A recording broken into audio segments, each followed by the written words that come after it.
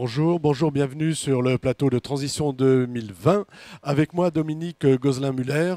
Vous êtes architecte, vous êtes rédactrice en chef du magazine écologique et je crois qu'en plus, vous avez beaucoup d'autres casquettes. Oui, tout à fait. Je suis aussi membre de la compagnie des Négawatts qui travaille à une transition énergétique en France et j'enseigne aussi dans différentes écoles d'architecture. Alors avec vous, justement, on va parler d'architecture et on va parler de la nouvelle architecture bois, de la nouvelle architecture française.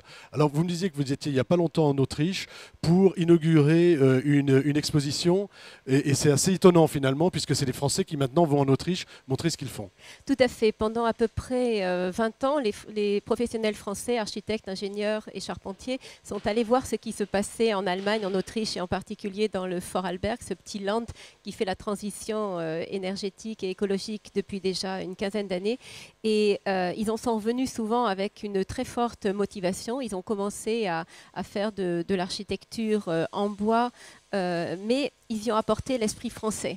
C'est-à-dire qu'alors qu'en Autriche, ils construisent plutôt des boîtes, même si c'est des boîtes magnifiques, il y a dans la nouvelle architecture de bois française une originalité dans la forme, dans l'utilisation d'essence aussi, puisqu'on a beaucoup plus d'essence locale en France, dans l'utilisation des feuillus en particulier. Et c'est ce que j'ai appelé la légèreté de l'être, c'est le titre de l'exposition que j'ai faite en Autriche. Maintenant, les Autrichiens nous l'envient quelque part. D'accord. Et il n'y a pas que les Autrichiens, parce que je crois qu'on nous l'envie aussi au Québec. Tout à fait. Je vais faire d'ailleurs cet été, dans une grande conférence internationale, une conférence sur le même thème, c'est-à-dire la nouvelle architecture de bois française.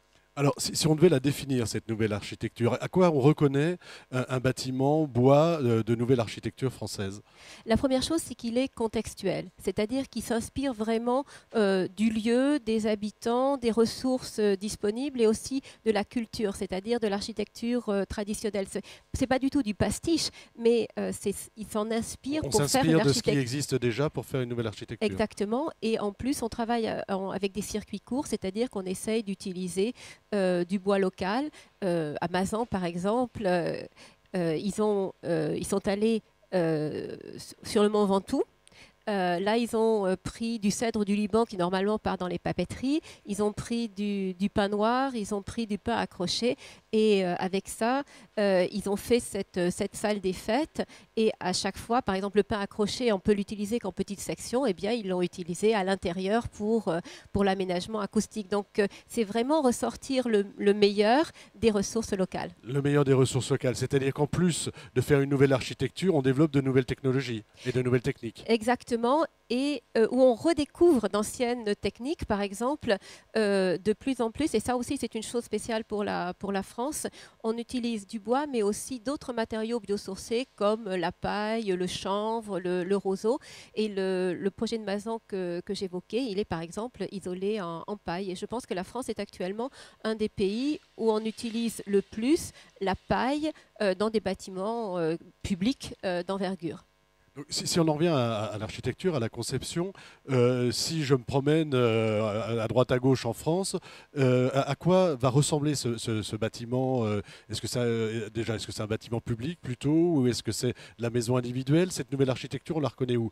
Sur l'individuel, le collectif, le public, sur l'ensemble? Sur l'ensemble. Et c'est ça qui est très intéressant, c'est que en France comme en Autriche, l'architecture en bois a commencé par de l'habitat individuel. Et d'ailleurs, actuellement, il y a un plein boom chez nous, puisqu'on est passé en quelques années de 5% à Oui, 10% on du est quasi à marché. 10% du marché aujourd'hui. Donc ça a doublé en quelques années, mais on construit énormément de bâtiments publics. Et alors que les maîtres d'ouvrage étaient un peu réticents à cause du vieillissement du bois pendant plusieurs dizaines d'années, maintenant, au contraire, ils en redemandent. Voilà, ils en redemandent. On a compris en fait finalement que le bois était un matériau vivant, c'est ça? On a compris ça, et puis maintenant, c'est aussi euh, l- le matériau de référence pour l'architecture éco-responsable, en fait. Et donc, comme de plus en plus de maîtres d'ouvrage ont envie de participer à la transition, eh bien, ils font le choix du bois. Et vous demandiez comment est-ce qu'on peut les reconnaître. Justement, je pense qu'on peut les reconnaître parce qu'ils sont différents. et parce qu'ils sont contextuels, c'est-à-dire c'est pas une architecture internationale que vous pouvez voir n'importe où. Voilà, c'est pas quelque chose qu'on va aller transposer, c'est vraiment du local. Exactement, c'est vraiment tiré du génie du lieu en fait. Et ça va jusqu'à des bâtiments vraiment d'envergure, puisque là on va inaugurer dans quelques jours l'hôtel de la région Auvergne à Clermont-Ferrand de l'architecte Bruno Madère avec Atelier 4. Et là c'est un bâtiment avec un socle en béton, mais les 3 étages supérieurs sont en Douglas, donc du bois qui vient du Massif central, et avec vraiment des planchers en bois aussi. Enfin, tout est en bois. Tout est en bois, mais ce qui n'empêche pas parfois la mixité des matériaux. Alors tout à fait. Et moi, je pense que ce qui est vraiment écologique, c'est pas d'utiliser une quantité massive de bois massif, mais c'est d'utiliser la juste quantité du bon matériau au bon endroit. Et on a besoin, par exemple, de matériaux massifs comme le béton, mais aussi la terre crue ou la pierre ou la brique pour apporter de l'inertie au bâtiment, par exemple, pour assurer le confort d'été. Et de la même manière, quand on utilise des tirants métalliques, on peut réduire les sections d'une charpente et la rendre aussi beaucoup plus contemporaine et changer son image en fait. Donc je pense que c'est la combinaison, la juste combinaison des matériaux qui permet de donner une nouvelle image au bois. Alors on va en arriver à la conclusion. La prochaine étape, c'est quoi de l'architecture, de cette nouvelle architecture? Est-ce que c'est une généralisation des bâtiments bois ou est-ce que c'est des bâtiments de grande hauteur? Est-ce que quelle sera la prochaine étape? Alors effectivement, une des prochaines étapes, ce sera de monter dans la hauteur. Il y a ce programme qui a été lancé par le gouvernement. On saurait faire des bâtiments de 20 étages, voire même plus.